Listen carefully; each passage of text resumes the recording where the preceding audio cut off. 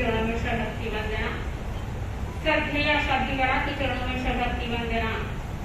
उपस्थित धर्म प्रेमी बंधुओं और बहनों, पॉल्यूशन महापर्व का ये तीसरा दिन आज हम सामायिक दिवस के रूप में मना रहे हैं। सामायिक का अर्थ है समता की साधना। जैन श्रावक के लिए सामायिक का अनुष्ठान एक महत्वपूर्ण अनुष्ठान कहा जाता है और इस अनुष्ठान को हर जैन धर्मावलंबी सोचता है कि मुझे सामायिक करनी चाहिए। सामायिक कहाँ, कैसे और क्यों करनी चाहिए?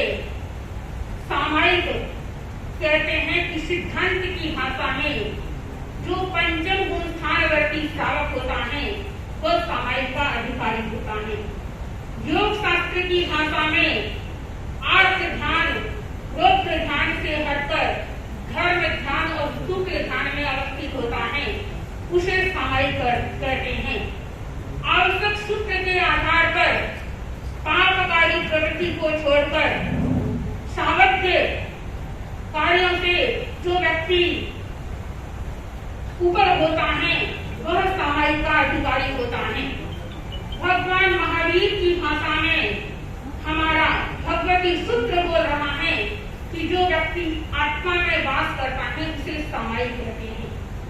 सामायिक के अनेक अर्थ और अनेक परिभाषाएं की जा सकती हैं। सामायिक का अधिकारी श्रावक होता है और सामायिक में द्रव्य, क्षेत्र, काल और भाव तीनों का योग होता है। व्यक्ति को कहाँ सामायिक करनी चाहिए, कैसे सामायिक करनी चाहिए और कैसे द्रव्यों का उपयोग करना चाहिए।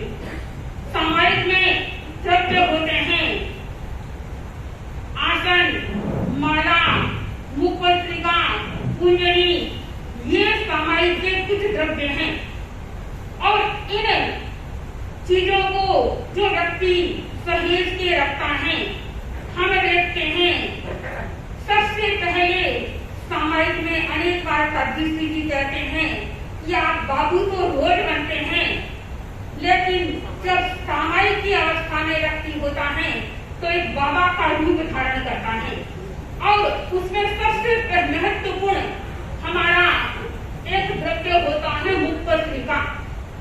अनेक भाई बहनों को मैं देखती हूँ मुखपत्रिकाएं हर व्यक्ति की ऐसी होनी चाहिए जो बांध के ही सबको आकर्षित करे, लेकिन अनेक भाई बहनों के मुखपत्रिका का शुद्धिकरण की ओर उनका ध्यान नहीं रहता। पता नहीं मुखपत्रिका सफेद होती है, डोरा इतना काला कि पता नहीं कई कई दिनों तक या महीनों तक व्यक्ति धोता ही नहीं।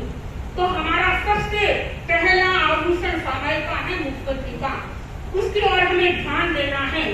आसन भी ऊन का, सूत का, ये आसन हमारे लिए महत्वपूर्ण होता है। माला भी स्फटिक की और वैजयंती माला, रुद्राक्ष की माला, सूत की माला, ये महत्वपूर्ण होती है। इन मालाओं का उपयोग किया जाता है।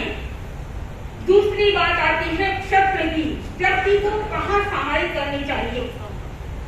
ऐसे स्थान में जहाँ कोलाहल न हो, जहाँ किचन की आवाज नहीं आ रही हो, जहाँ टीवी चल रही हो, ऐसे स्थानों पर व्यक्ति को सामायिक नहीं करनी चाहिए, क्योंकि ऐसे स्थान पर जब व्यक्ति सामायिक करता है तब उनका मन चंचल हो जाता है, उनका मन स्थिर नहीं होता और जब मन स्थिर नहीं होता तो सामायिक की शुद्धिकरण की ओर हमारा ध्यान नहीं जाता। काल, कौन से काल में सामायिक करनी चाहिए? वैसे तो सामायिक व्यक्ति किसी समय में कर लेता है, लेकिन हमारे आगमों में आया है कि ब्रह्म मुहूर्त का समय जो होता है वो हमारे एकाग्रता में बहुत योगभूत बनता है। सुबह सुबह का समय, सूर्य उदय से 90 मिनट पहले का जो समय होता है, उस समय हमारे शरीर के भीतर से ऐसे स्राव निकलते हैं जो हमारी एकाग्रता में सहयोगी बनते हैं। उस समय व्यक्ति को सामायिक की साधना में संलग्न बनना चाहिए। बंधुओं और बहनों, सामायिक के बारे में बहुत कुछ कहा जा सकता है और बहुत कुछ भी कहने के लिए बहुत है, लेकिन समय भी के साथ में हमें चलना है।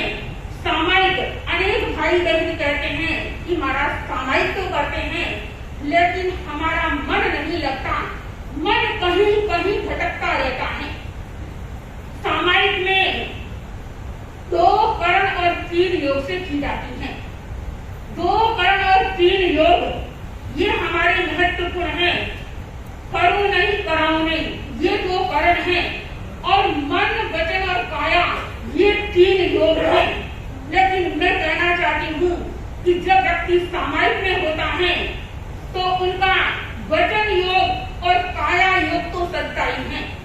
मन योग चाहे कितनी देर करे या न करे, लेकिन वचन योग से वो किसी को गलत शब्द नहीं बोलता, काया योग से वो किसी को गलत कार्य के लिए प्रेरित नहीं होता। तो ये 2 योग तो हमारे सत्य ही हैं। तो इसीलिए कहना चाहते हैं कि सामायिक करेंगे तो निश्चित रूप से ये 3 योग की साधना हमारी स्थिर होगी और ये योग की साधना हमें कर्म बंधन की ओर से मुक्त करने की साधना है। सामायिक वह व्यक्ति करता है और जब उनका मन चंचल हो जाता है, हम देखते हैं कि पुराने जमाने में अनेक बहनें सामायिक करती थी, लेकिन सामायिक के भीतर भी उनका मन बड़ा चंचल रहे। सामायिक में बैठी थी, बहू रानी घर में नई नई आई हुई थी और बहू रानी फटाफट सुबह उठी और देखने लगी। पुराने जमाने में बाहर से पानी लाया करते थे। सासू जी सामायिक लेके बैठे हैं, बहू रानी बरंडे के पास गई, मटकी उठाई और पानी लेने के लिए जाना था उसको, और वो इधर उधर देख रही थी और उसे गणना नहीं मिल रहा था। अब सासू जी सोच रहे हैं कि बहू रानी देख रही हैं और गणना उपलब्ध नहीं हो रहा है। तब कहते हैं कि सासू जी सामायिक में भी मन अस्थिर हो गया और उन्होंने कहा